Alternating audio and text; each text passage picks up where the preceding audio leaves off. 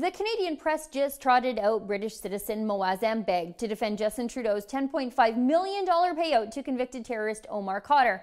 Beg says Canada has set the bar with how to handle these sorts of payouts now. Beg even told the Canadian press that, and I quote, "The nation shouldn't be upset about issuing an apology for something that's right. If people are getting upset about that, I think they need to revisit what their morals and values are about," end quote. And to that I say, the hell, I'm going to be taking advice about my morality from Moazam Beg. And I'm going to tell you why. You see, what the Canadian press neglects to tell you, the reader, in their entire article is exactly who Moazam Beg really is. Sure, they tell you he's an author and that he spent some time at Gitmo around roughly the same time as Omar Khadr and that he now works for an NGO called CAGE. Now, CAGE was formerly called Cage Prisoners, and they advocate for fair trials for terror detainees. CP tells you Beg was one of 16 British detainees that settled with the British government for $30 million for their detainment by the Americans, just like Omar Khadr did with the Canadian government now. But I'm going to tell you who CP's expert on Gitmo detainment and payouts for alleged human rights violations really is. I think you're going to be, well, shocked and probably appalled. Beg is a British national captured as an enemy combatant in Afghanistan by U.S. forces in 2002.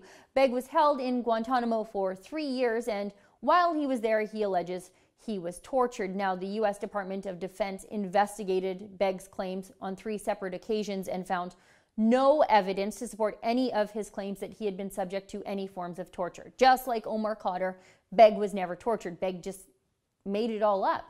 The Joint Task Force Guantanamo believed that Beg posed a high threat to the U.S., its interests, and its allies. Now, I'm going to read to you from the U.S. intelligence findings and assessment about Beg. This is directly from the actual documents. It reads, "Detainee is identified as being affiliated with 3 extremist organizations, including Al-Qaeda. Detainee has admitted to attending training at Al-Badr training camp near Khost in December 1993, as well as the Harakat al-Ansar terrorist training camp. Detainee was also an instructor at Durunta training camp, another Al-Qaeda-supported terrorist camp.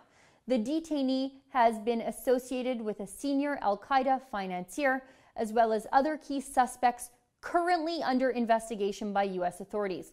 The detainee is a confirmed member of Al-Qaeda."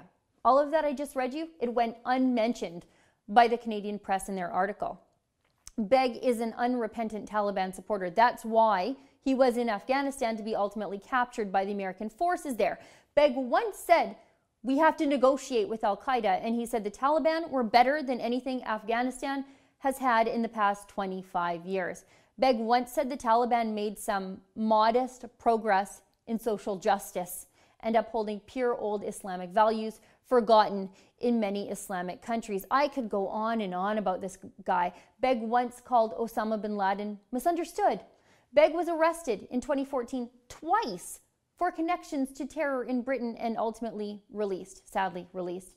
Beg has admitted to funding terrorist organizations in the past. Beg's a terror attack just waiting for a place to happen. And CAGE, that NGO that fights extrajudicial confinement for suspects of terror that Beg works for now as a spokesperson, well, CAGE worked on behalf of Khalid Sheikh Mohammed, the confessed mastermind of the 9/11 terror attacks, and journalist Daniel Pearl's murder and beheading.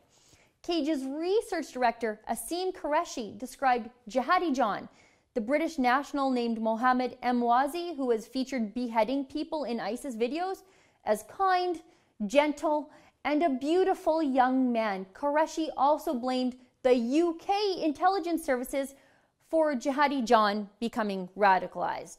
This is who the Canadian press trotted out to tell the world what a good and moral thing it was for the Liberals to connive and sneak to pay out Canadian tax dollars to a confessed terrorist in a manner that would screw over Khadr's true victims, the Speer family.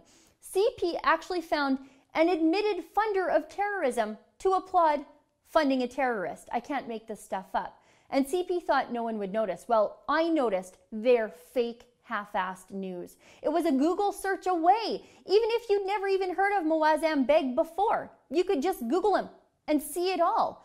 And it seems the only people who agree with Trudeau's payout to Khadr are the mainstream media, real terrorist sympathizers, and shameless liberal partisans. But I repeat myself.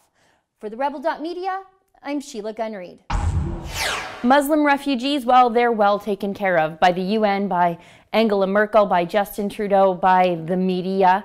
It's Christians who need our help. We want to raise $1 million for relief efforts to help Christians targeted by ISIS, and we're making a documentary film to tell their stories. Go to SaveTheChristians.com and donate today and learn about what our Rebel team is doing right now in Iraq.